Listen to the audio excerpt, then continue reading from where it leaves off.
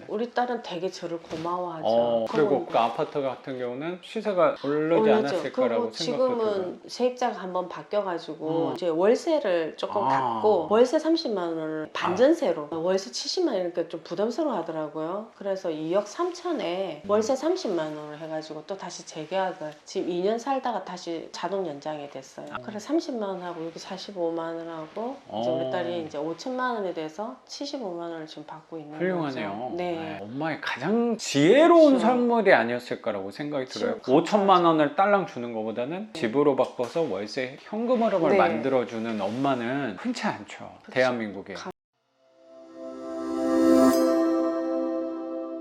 그럼 나는 과연 편의점 끝나면 내가 뭘 해야 할까? 지식이 없어서 또 노동을 해야 되나? 몸으로 또 이렇게 뛰어야 되나? 아, 이제 몸으로는 이제 그만하고 싶은 거예요. 안 되겠다. 다른 걸 찾자. 그러면서 이제 책을 보게 됐죠. 그 시기 때 좀 매출이 네. 떨어지면서 항상 바쁘게 오셨는데 네. 잠깐의 시간적인 여유가 여유가 상대적으로 생긴 좀 거죠. 생겼다는 생각이 네, 드네요. 네. 시간이 생기니까 나를 돌아볼 수 있는 계기도 좀 그렇죠. 됐다는 생각이 좀 드는 네, 것 같아요. 네. 너무 고맙죠. 책 읽는데 너무 재밌는 거예요.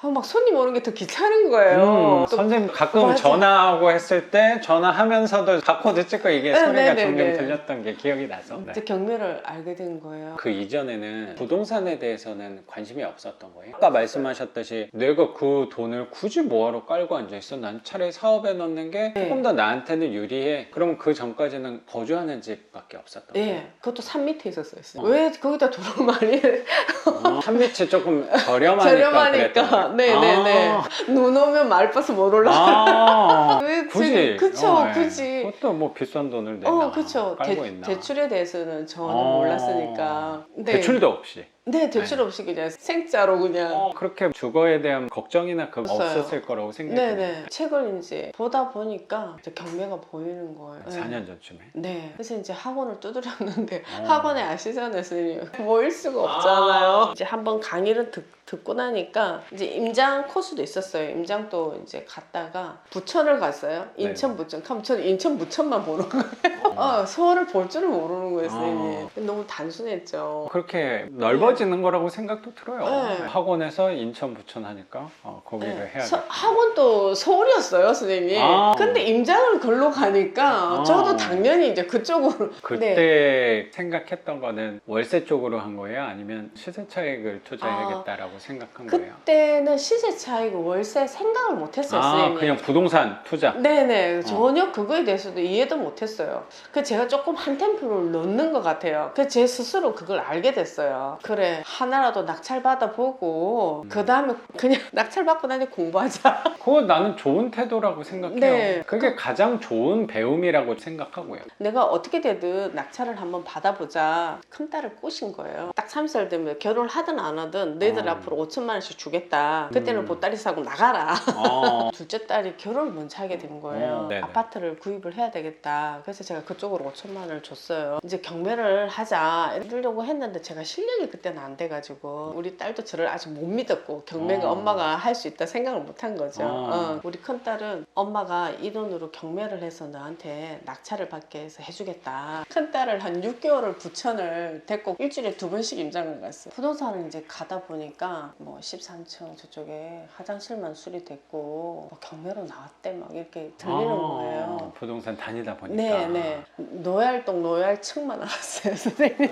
복도식 계단식 부동산에 대한 개념이 이미 진짜 없었어요. 이제 그걸 낙찰을 받았는데 큰 따님 명의로 받았어요. 현금으로 5천 준 대신 집으로 해주겠다는 개념으로 접근한 거예요. 네, 2등하고 저랑 한 1,000만 원 정도 차이가 났었어요. 우리 딸이랑 조용히 가서요. 이불 키겠죠. 누가 그 1,000만 원은 큰 거 아니라고 얘기해주는 사람도 없었어요, 선생님. 3억 2천 정도에 이제 화장실 수리했다고 하니까 2억 9,300이 받았어요. 저 정확하게 기억이 나요. 첫 번째 물건이라. 근데 2등이 한 2억 7,900인가 써갔던 것 같아요. 거의 1,000만 원 딱 차이 났었어요. 이거 낙찰가는 정확히 기억 못하시는데 못하는데 그거는 정확히 기억을 해요. 있으시니까 아직 뼈에 사무쳤구나라는 생각이 정확히 드네요. 그런 물건이 있어요. 저도 있어요. 저도 한 1,000만 원 차이 난 물건에서 그 2등 이름 아직도 기억하는 물건도 있어요.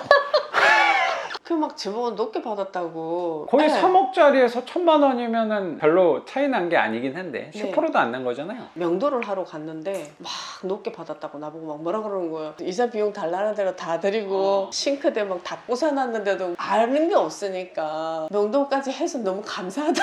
달라는 데 다 주고 선생님이 없으니까 저 혼자 이제 몇 당이 혜택하는 거죠. 우리 딸 명의로 이제 해서 2억 9,300에 받았는데 전세를 2억 8천에 받았어요. 1,300밖에 안 들어갔잖아요. 나머지 5천에서 3,700이 남았잖아요.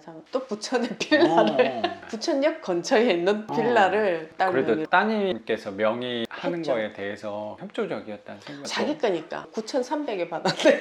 방 3개짜리를 도배만 했어요. 애들이 있어가지고 뭐 촉이 좀 있네요. 입찰가 쓰는 촉이. 지금까지 집이 한 번도 이상한 집을 본 적이 없어요. 나 너무 감사해요. 그냥 도배 정도만 하고.